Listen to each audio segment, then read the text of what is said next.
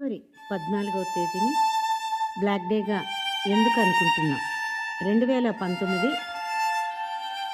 ఫిబ్రవరి 14వ తేదీన జమ్మూ అండ్ కాశ్మీర్లోని 44వ నంబరు జాతీయ రహదారిపైన భారతీయ సైనికులను తీసుకువెళ్తున్నటువంటి వాహనాల కాన్వాయ్ మీద లేతిపుర అవంతిపుర సమీపంలో కారుతో ఆత్మాహుతి బాంబు దాడి జరిగింది.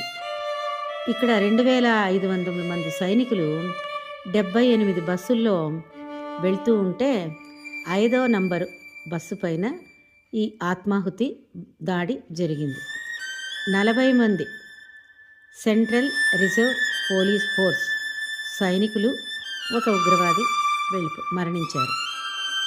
ఇక్కడ మొట్టమొదటిసారిగా వారు పాకిస్తాన్కి చెందినటువంటి ఇస్లామిక్ జైషే అహ్మద్ దాడికి బాధ్యతగా ప్రకటించారు. కానీ దాడి చేసింది ఎవరో కాదు, కాశ్మీరీ అయినటువంటి ఆదిల్ అహ్మద్ దార్ అనేటువంటి వ్యక్తిగా గుర్తించారు. ఈ సిఆర్పిఎఫ్ దళాలు కేంద్ర హోం మంత్రిత్వ శాఖ ఆధ్వర్యంలో పారామిలిటరీ దళాలన్నమాట. అన్నింటిలోకి అతి పెద్దది. కొన్ని అనిశ్చిత పరిస్థితుల్లో స్థానిక పోలీసు బలగాలకు మద్దతు ఇవ్వడానికి, తిరుగుబాట్లను అణిచివేయడానికి సైనిక బలగాలను ఉపయోగిస్తూ ఉంటారు.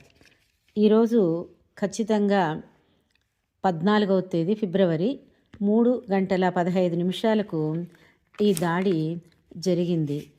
ఈ దాడిలో అమరులైనటువంటి, దేశం కోసం ప్రాణాలిచ్చినటువంటి వీరుల్లారా, భారత సైనికుల్లారా, మీరు మీ బ్రతుకులను త్యాగం చేసి దేశం కోసం భార్యాపిల్లలను, తల్లిదండ్రులను వదిలి సరిహద్దులో కాపాడుతూ రక్షణగా ఉంటూ ఉన్నటువంటి త్యాగధనులారా, మీకోసం మా నివాళులు ఇవే. ఆవేశంతో, ఆక్రోశంతో భారతీయులందరూ మీకోసం బాధపడుతూ ఉన్నారు తండ్రి.